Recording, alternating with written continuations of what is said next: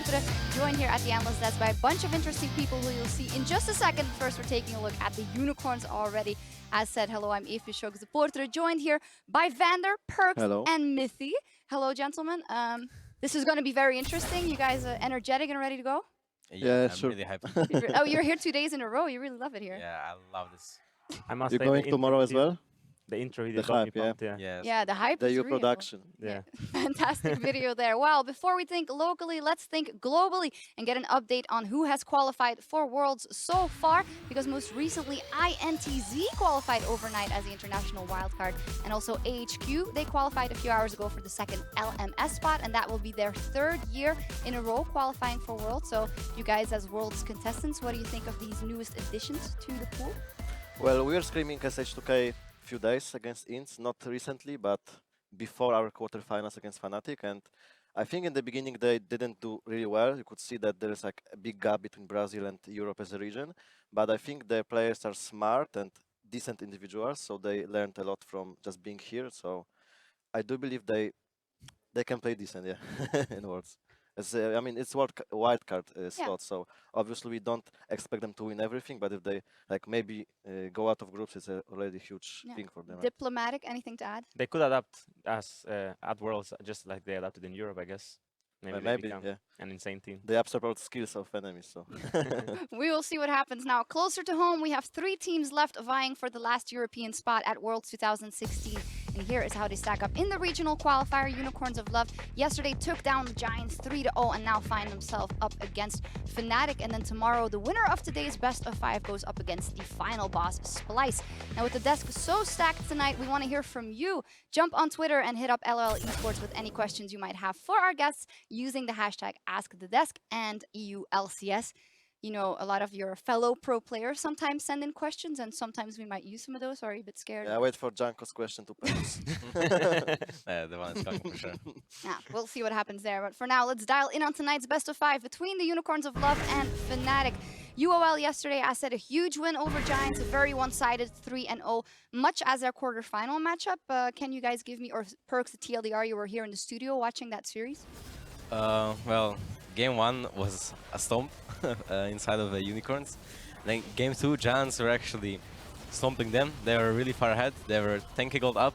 And then something unlucky happened and they decided to dive and just throw the game. Dive, Diving versus an EV Atari, you can see where it was not very smart. So they dove there and then they threw their lead and then Unicorns won the game because Sivir is very balanced in late game. So, and then game 3 was just a stomp again because after losing that game 2, you just can't win. So as always is the question in a quick 3-0, was it taking advantage of the Giants who we know have had some problems? And was that just the reason that it was 3-0, or did you see some good stuff out of the Unicorns, Mithy? I definitely saw good stuff out of the Unicorns. I think they were playing well around their leads and they were making proactive plays around the map. So I think that might catch Fnatic off guard, even though they have seen a lot of the Unicorns. When we played against them, we also got caught off guard by how proactive they were. So we will have to see how their proactive plays turn out today. Yeah, we'll see what happens. As said, they are up against Fnatic today. And if we take an honest look at them this year, they went from being a world semifinalist to having an immensely disappointing season so far. This is a team, if we look at their past achievements, that has 5 EULCS titles, 4 Worlds appearances, 1 World Championship, 2 semifinals. And Yellow Star has been to every World. This could be the first time that he misses a World Championship. So what has happened to Fnatic over this season, Vander? Well, I don't think it's just one thing. Obviously, I guess we all miss Daylor, but... Where's the flag? Where is it? No. Where's the ripped Daylor? Okay. We brought Daylor for you, so there is still hope. The hope is here.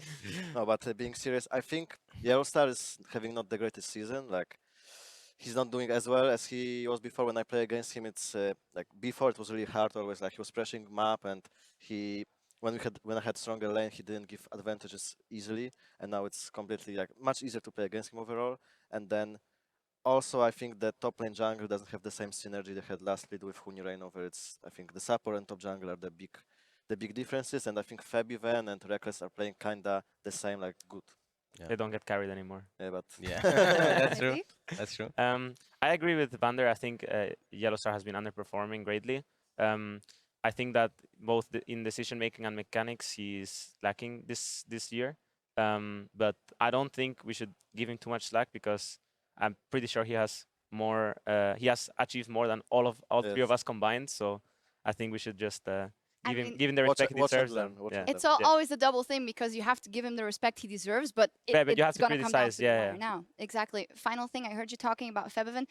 Perks, what do you think of your pro player friend's performance? It Drink the hasn't meme. been on top of it, and also he's been very, very emotional and vocal on Twitter the last couple of times. So do you think it's getting to his head or in his head that he hasn't been able to carry as much? I just want to see the 2015 Fabian back. That's what I. On a serious note, I think he's been emotional, yeah, and vocal about it because he doesn't have as big impact as he would have last year. Because last year they were a better team and they had better players who would like take on the proactive players on the map and then just let him play really good in team fights and mechanically and just let him perform. But this year, I think it was more to him to become the leader or the captain, and I don't think he has quite grown to have that role yet. And you can see that he can't carry games, but it's not because he's bad. It's just because his role is not meant to carry games. It's meant to perform good with your team. Well, I think when we faced them in quarterfinals, we 3-0'd them, and it was maybe easy from the outsider's perspective, but it wasn't that easy in game. I think if they played as a team more, like they had a lot of room to make plays, especially early and mid game. Like they were pressuring us as free on the bot tower, but then the Lissandra had TP and she never TP to our lane. So if she did something like they did something like this, then they would get tower, they would maybe get some kills, but every play they made was like not coordinated at all, and then we could always, even they tried something and then they screwed up, and then we took advantage over it. So if they fix those like team play issues, I mean maybe communication or whatever, I don't really know, but if they just play better as a team, I do believe they can win the whole gauntlet. Well, we'll get your predictions in just a second, but now for a closer look at a key factor that could make or break Fnatic series today, we are going to check in with James Stress O'Leary.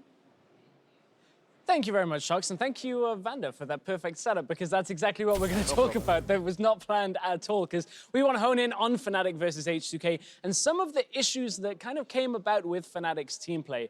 The first thing that we're going to look at in order to kind of contextualize all of this is the jungle proximity for Spirit for these 3 games. This is only on 6:15, only the series against H2K. And you can see that Spirit spent a lot of his time around his AD carry. This is what this big spike here for Spirit says. And you can see just how much above the average that is. Remember, this is time spent around the AD carry. That's within 2,000 units between 3 and 15 minutes, so predominantly in the laning phase. The impact that has is very low for the top lane, a little lower for mid lane, but what does this actually mean in-game? How does that transition? Well, we want to show you, because we want to show you just how many times Spirit came down to the bottom lane. So here's a bit of a montage on some of the spears. So many missed spears that we spawned a new meme of having a mouse, and of course H2K and Forgiven wanted to make a little bit of fun, perhaps, of Spirit. And you can see it even transitioned up in the top lane. When they did the lane swap up to the top side, Spirit still coming up to the top side. All this is built to do is throw spears, and as Vanda was talking about, react with a TP to push them back away from a turret, eventually looking to take that tower first blood. We've paused this replay here because this is the moment where it all breaks down for Fnatic. And there's a couple of key reasons for it. And the first thing we have to do to look at a key reason is look down on the minimap. And we talked about Spirit a lot. Well, he's nowhere near his bottom lane this time. He's all the way in the bottom side of the jungle. So no assistance from him in this scenario either. And you can see his counterpart is already making his way up to the top side. A couple more things. 2 specifically. 1, 2 teleports available for Fnatic, and nobody has decided to use them as H2K are already coming forward in this lane. And the key thing that we want to take away from this is a whole team mistake, Fnatic not playing together, because it starts from Reckless and Yellowstar pushing forward in lane. They didn't get themselves the turret, they didn't utilize the siege, and then nobody really reacted in time to allow Fnatic to actually bounce back from this aggression from H2K. So as we play it on, you'll see it eventually ends up that H2K are the ones that pick up the kills, will end up getting tower first blood from it, and Fnatic's early game built all around getting themselves into the bottom lane just backfires completely. It's the type of strategy we've seen a couple of times out of teams like EDG, who have used a lot of globals, along with jungle pressure into their bottom lane to snowball really hard, and it can be successful. We're expecting to see more of it on 6.15, but if Fnatic haven't tightened up their team play, I'm not too sure how they're going to fare against the Unicorns today. That's all for the Telestrator segment. We're going to head back to the desk for those predictions that Shox was talking about. Exactly. Thank you so much for that, Stress. A little follow-up for you guys then. Where should Spirit focus his attention versus the Unicorns, Mithy? That was a beautiful It teleprompter. was It fantastic. was Yeah. perfect. Great. Thank Insane. you. Yeah. So where should Spirit focus? I think the meta right now is it should be where you draft so that you have one winning side lane, either top or bot, and then you play around. You play with your mid and jungle towards that winning side lane, and then just the other lane just plays a more defensive game and lets your winning lane do the work. So I think Spirit should play more around mid coming into these games. All right, we'll see what For sure. happens. I hear that the players are almost ready, so I'm just going to get your guys' predictions. Vander, kick it off. 3-2 for Fnatic. 3-2 Fnatic. Perks, you said 3-2 Fnatic 3-2 yesterday. Fnatic. Just remind me. Yeah, Staying with it? I'm keeping my prediction. 3-2 Fnatic. 3-2 Fnatic. If we see the Fnatic from playoffs, they will surely lose, but I do hope that they got themselves together and 3-2 Fnatic. Everyone always bets against the Unicorns, and the one time that our analysts voted for the Unicorns was when they lost to H2K in the third place match. Why? No, is that? I voted for Unicorn Oh, you yesterday. did? True. 3-0. Yeah. I'm always That right. was You're a hard already one. successful. You're already ahead of the pack. Well, we'll see what happens with those predictions on the books. Let's hand it over to our casters for the evening.